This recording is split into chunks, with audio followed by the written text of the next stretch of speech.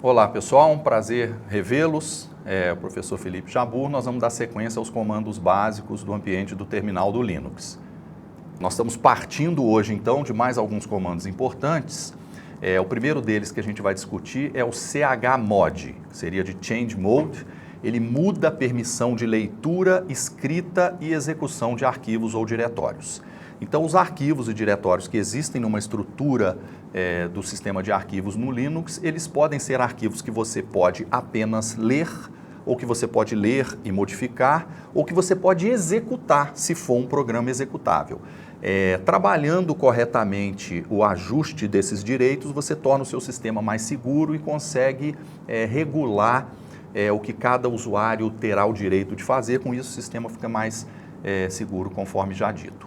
Então vamos fazer alguns testes aqui com chmod, vou apresentar e naturalmente vocês vão pesquisar, exercitar o comando no horário de estudo de vocês. Então eu estou aqui abrindo o terminal, o emulador de terminal dentro do meu ambiente gráfico, que no caso do meu ambiente eu chamo como console com K, mas você tem, normalmente é chamado de terminal. Vou aumentar novamente a fonte aqui para a gente executar os nossos comandos. E nós vamos começar então com chmod. Eu vou mudar o direito de execução em cima de um arquivo. Entrando agora na minha pasta documentos, então usei cd espaço documentos, listei o conteúdo e vi que dentro desse meu diretório chamado documentos eu tenho um arquivo chamado teste.c. É um programa escrito em linguagem C. Eu vou fazer o quê? Eu vou compilar esse programa, vou produzir um programa executável a partir desse programa em linguagem C que está criado. Não é o nosso foco, né? A parte de programação de compilação. Então eu compilo o meu programa.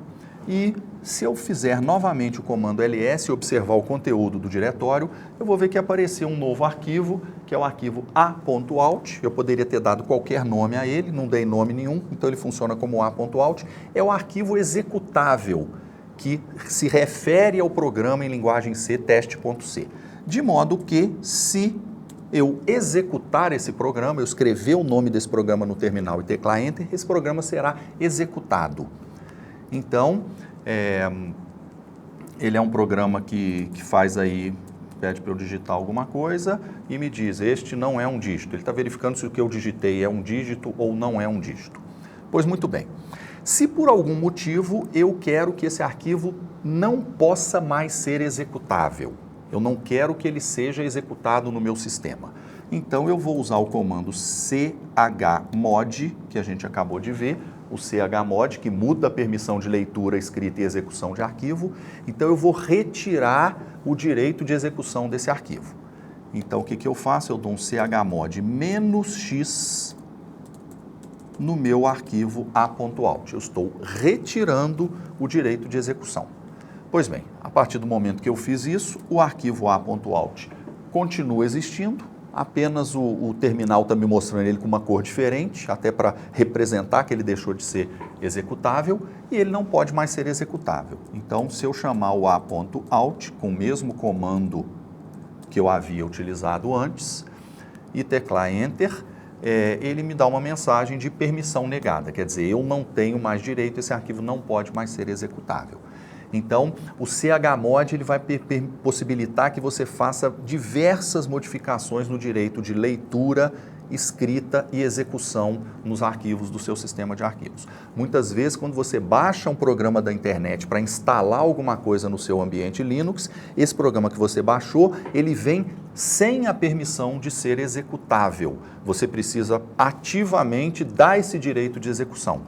Obviamente, vocês estão vendo que isso faz com que você tenha muito mais segurança, porque muitas vezes a gente inadvertidamente baixa alguma coisa da internet, aquilo é executado sem que a gente saiba que está sendo executado, e é aí que a gente fica mais susceptível a vírus, cavalo de Troia e espionagem nos nossos sistemas e nas nossas informações. Como eu tenho dito nos comandos que eu venho apresentando para vocês, existem uma série de parâmetros de formas diferentes que você pode usar os comandos, que cabe a vocês se aprofundarem nisso. Aqui eu dei um primeiro exemplo e a gente vai ter exercícios para que vocês possam explorar outras potencialidades do chmod que muda esses direitos em cima dos arquivos. Ok?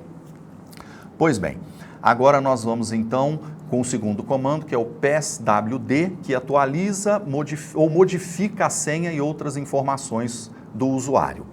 Então, se eu, por exemplo, eu sou o usuário, o meu usuário é o usuário Jabur, que está rodando nesse computador. Se eu der o passwd Jabur, ele escreve na tela para mim, alterar senha para Jabur. Então, ele me pede a senha atual e me pede que eu digite uma nova senha. Aí eu poderia modificar a minha senha, como eu poderia também modificar a senha de outros usuários do sistema, desde que eu tivesse direito de administrador, para que eu tenha direito de modificar a senha. Quando eu quiser fazer essa modificação, eu vou usar o passwd, como foi apresentado. Eu vou interromper, já está representado para vocês, não vou mudar a minha senha nesse momento. Pois bem, então vamos retornar. A terceira informação que a gente tem, então, nesse momento é o SU. O comando SU, ele é relacionado ao superuser ou superusuário, ele muda de usuário ou permite que o usuário se torne o superusuário, ou seja, o administrador do sistema. Algumas distribuições Linux atuais, elas já não dão essa opção de que você possa se tornar o superusuário. Por exemplo, esse Ubuntu que eu estou utilizando aqui, o SU não vai. Ele vai me pedir uma senha, mas vai dizer que esse usuário falha de autenticação, ou seja, é como se o superusuário não estivesse disponível para que eu pudesse me transformar no superusuário do sistema. Pois muito bem. Diante dessa impossibilidade, é muito comum que a gente vem mais utilizando agora nessas distribuições baseadas no Debian, Ubuntu e etc., é o sudo, que seria o sudo.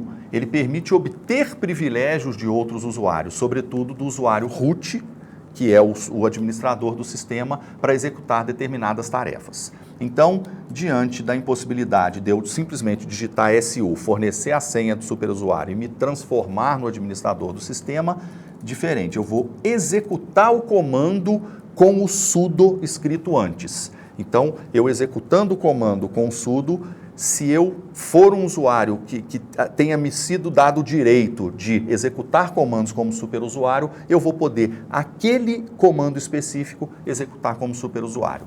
Em alguns exercícios que a gente vai fazer mais à frente de configuração de alguns parâmetros de rede, a gente vai ter que executar os comandos com o sudo, porque o meu usuário comum não terá direito de fazê-lo. Pois muito bem, então a gente vai ver que o sudo, esse último que está apresentado aqui, é o que vai aparecer muito quando a gente estiver fazendo algumas configurações e alguns exercícios no ambiente de rede. Seguindo adiante, então, aqui eu não vou demonstrar para vocês, mas você tem no ambiente gráfico do Linux o Synaptic, que é um programa com interface gráfica amigável para instalação, remoção e atualização de pacotes. Então, as distribuições Linux atualmente no ambiente gráfico trazem um programa também com interface gráfica, onde você pode escolher os pacotes que você está precisando instalar no seu sistema, os programas que você está precisando instalar, e através de uma interface gráfica, você marca o que quer instalar, dá um OK, fornece uma senha, uma autenticação se for necessário, e ele baixa o programa, instala o programa e interage com você através de uma interface gráfica. Como eu disse que o trabalho no terminal acaba sendo mais ágil e mais produtivo com o passar do tempo, com o ganho de experiência, a gente pode também trabalhar diretamente na linha de comando. Então, as diferentes distribuições do Linux fornecem diferentes aplicativos para você instalar e atualizar programas e pacotes que você estiver precisando no seu sistema. Uma que está muito comum, muito utilizada é o apt-get, principalmente nas distribuições baseadas no Debian, que é o caso do Ubuntu e muitas outras. Então você pode, através de linha de comando, instalar um determinado pacote. Você tem que saber o nome do pacote que você precisa, aí você vai colocar o apt-get e vai mandar instalar aquele programa. Ele tem repositórios. O que são repositórios? São endereços de lugares na internet onde esses diversos programas para Linux estão disponíveis. Ele vai buscar esse programa no repositório, baixar ele para sua máquina, resolver as dependências de bibliotecas, ajustar isso para que seja compatível com o seu sistema e instalar o programa no sistema. Isso facilita muito a instalação de aplicativos no sistema. Em outros momentos a gente tinha que baixar o código-fonte, rodar um configure para ver se o sistema estava apropriado, depois fazer um make install, praticamente compilar o programa e ajustar ele ao nosso ambiente, resolver manualmente todos esses problemas de dependências, de bibliotecas. Hoje o apt-get resolve isso de uma forma muito eficiente nos sistemas e outros presentes em outras distribuições da mesma forma. Nós vamos então passar dentro do apt-get, nós vamos ver então o apt-get update. O que ele faz? Ele baixa ou atualiza a lista com os pacotes disponíveis. Ele vai varrer todos os repositórios que estão configurados no seu sistema e vai pegar todas as últimas versões, as versões mais atualizadas dos pacotes disponíveis para essa sua versão, para essa sua distribuição, e com isso você estará apto a instalar novos programas ou atualizar os programas que você já tem. Conforme eu tinha dito a vocês, esse comando específico ele precisa do status de superusuário, então nós vamos executar esse comando com a opção sudo apt-get update. Então vamos verificar o que vai acontecer quando eu executar isso no meu sistema.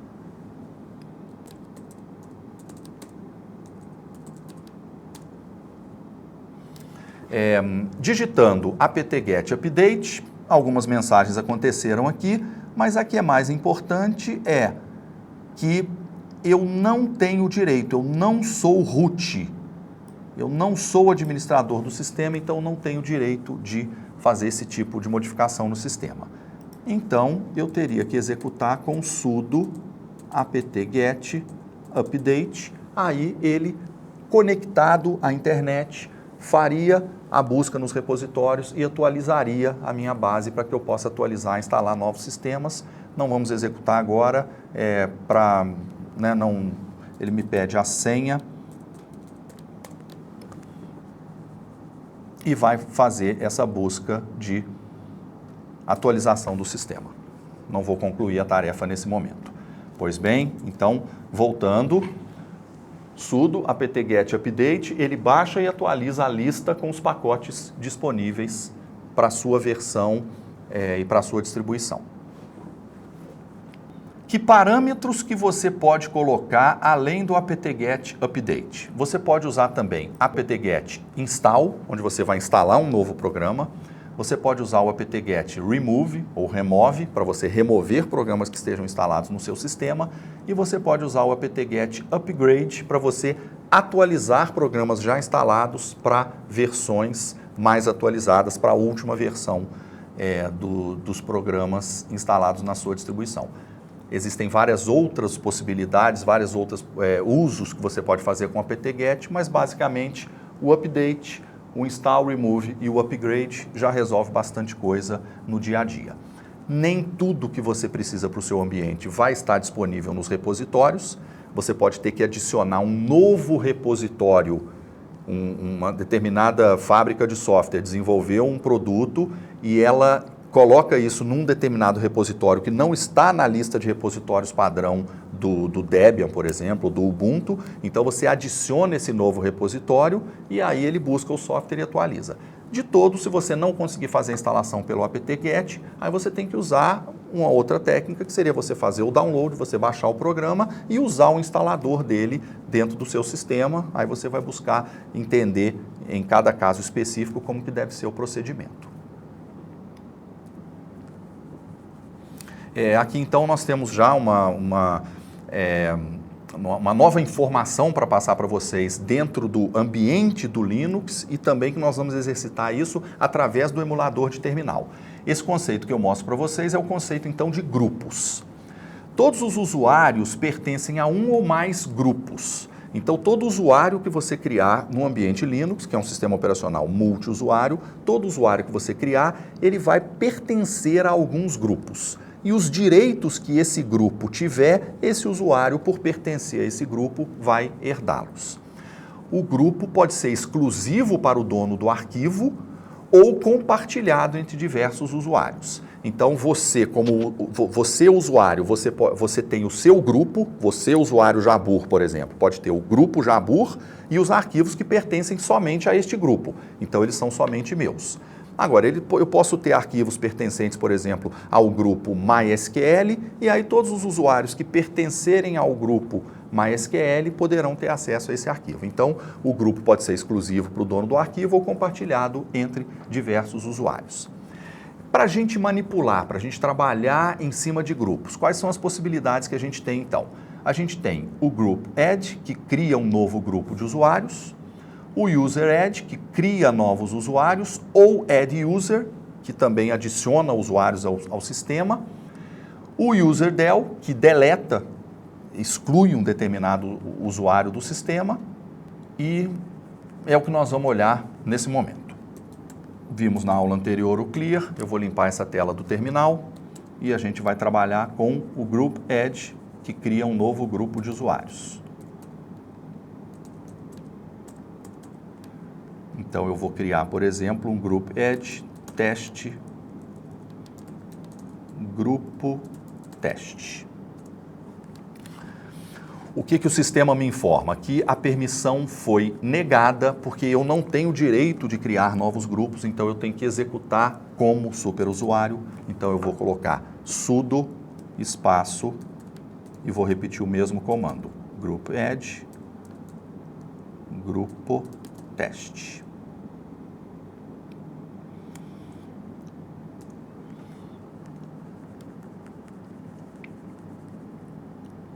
Não me deu nenhuma mensagem de erro nesse momento, porque executando como superusuário, ele me permitiu que eu criasse esse novo grupo de usuários. Agora nós vamos usar o Add User para criar um novo usuário no sistema, também como superusuário. Sudo Add User, usuário B.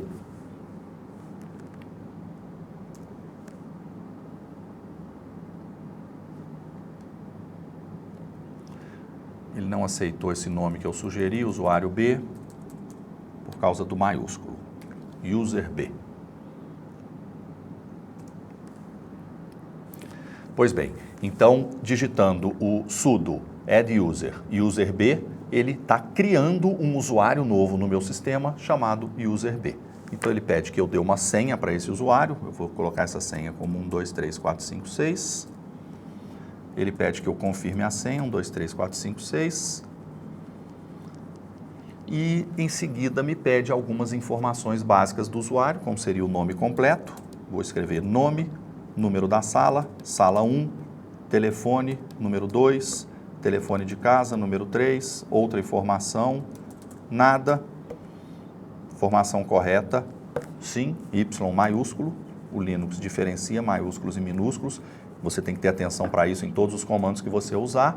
Então, está criado esse novo usuário user B com senha 1, 2, 3, 4, 5, 6 através do comando add user. Vamos agora utilizar o userdel para deletar esse usuário que eu acabei de criar.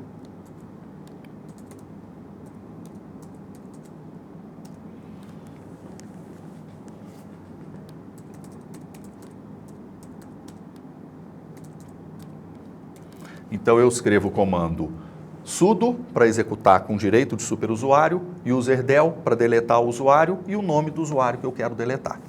Então, executando esse comando, ele acabou de excluir, deletar esse usuário que eu acabei de criar. O chmod já foi visto, não vou revisitá-lo, o chmod, vocês praticam mais nos exercícios que serão passados, é para mudança de permissão e direitos de arquivos. Pois bem, gente, agora uma outra área de atuação como administrador do sistema, como usuário ou configurando o sistema Linux, seria a parte de gerenciamento de processos. Todo programa que é executado num computador, ele dá origem a um ou mais processos. O processo é o programa em execução. Isso é um formato comum a todos os sistemas operacionais, incluindo o Linux. Então, como que a gente pode interagir e observar os processos que estão em execução no sistema? A gente tem algumas possibilidades. Por exemplo, a gente pode usar o comando kill, que ele envia um sinal a um processo, ou seja, ele mata, encerra o processo. Então, você pode terminar a execução do processo. Se você tiver algum programa em erro, ou demandando muito recurso do sistema, ou por algum motivo você queira encerrar a execução daquele programa, você vai dar o kill, ou seja, ele manda um sinal, o sistema operacional interrompe a execução do processo. Também relacionado com processos, a gente tem o PS-Tree, que mostra a árvore de processos em execução. Então, ela lista a árvore de processos que está em execução no sistema no momento, inclusive com uma hierarquia, porque processos podem criar processos filhos. Com isso é criada uma hierarquia, uma árvore de processos em execução, e o comando PS-Tree permite que a gente faça isso. O kill eu não vou demonstrar nesse momento, mas você pode encerrar a execução de qualquer processo que esteja em execução no seu sistema. O PS-Tree já é melhor para a gente demonstrar. Eu vou, nessa tela que eu estou aqui, não requer direito de superusuários, então vou simplesmente escrever o comando PS-Tree na tela e dar Enter. Ele lista para mim a árvore de processos em execução no sistema nesse momento. Então, o init, que é o processo inicial, na hora da partida do sistema, o próprio sistema operacional cria o processo init e a partir daí os processos filhos vão sendo criados e eventualmente estes criando outros processos. Então a gente tem aqui processos relacionados a serviços de impressão, processos relacionados a arquivamento de senhas, gravação de senhas, proteção de senhas, processos relacionados a serviços de banco de dados, processos relacionados a gerenciamento de redes. São programas que estão em execução no meu computador, são processos. O PS-Tree, ele lista essa árvore de diretórios para mim. O comando stop, ele interrompe um processo em execução. O kill, ele mata o processo deixa de existir. O stop, ele interrompe a execução do processo. O comando cont, ele recoloca em execução um processo que tenha sido interrompido. Então, o stop é uma interrupção temporária, o cont, ele recoloca o processo em execução. O PS, ele mostra os processos em execução e outras informações importantes, como recursos que eles estão utilizando e coisas desse gênero. Ou seja, não é simplesmente o PS-Tree que mostra a árvore e ali a filiação dos processos, mas ele pode mostrar mais algumas informaçõaux. Um exemplo, se a gente usar, por exemplo, o PS-aux. Vamos ver então o que a gente veria nesse caso. Então eu vou chamar o PS-aux, ele vai me dar informações sobre processos em execução. Então aqui ele lista para mim os processos, onde na coluna da esquerda ele relaciona para mim o usuário que é dono do processo. Nesse momento só tem processos pertencentes ao root, que é o administrador do sistema, e a mim, que sou o usuário, e os serviços que estão rodando na minha máquina. Então esses aqui são os usuários que são donos dos processos em execução. Na segunda coluna a gente tem o PID, que é o identificador do processo. Todo processo é identificado por um número, que é justamente esse parâmetro que você vai usar se você quiser usar o comando kill para matar um processo. Você tem que dar kill, espaço e o PID, o número do processo, e você tem que ter direito de superusuário para fazer isso, para matar o processo. E aí ele está me mostrando o percentual de utilização da CPU, percentual de utilização de memória, horário de início de execução, o comando que deu origem à execução do processo e assim por diante. Então, complementar ao PS-Tree, digamos assim, com informações referentes aos processos em execução no sistema nesse momento.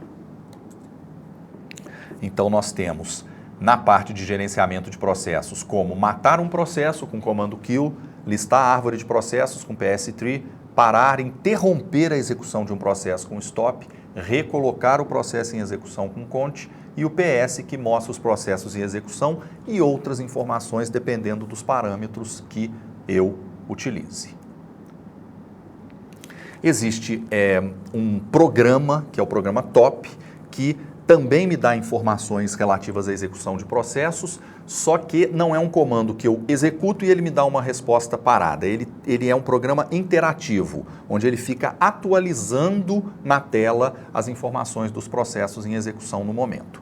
Então, se eu utilizar no meu terminal, por exemplo, o comando top, o que ele vai fazer? Ele está listando para mim os processos em execução, mas ele está fazendo uma atualização dentro de uma constante de tempo que eu posso regular, de 3 em 3 segundos, 5 em 5 segundos, 10 em 10 segundos, onde ele me mostra mais uma vez o identificador, o PID do processo, o usuário que é dono, informações de uso de memória, uso de CPU, o comando que deu origem à execução do processo, a hora de início da execução do processo.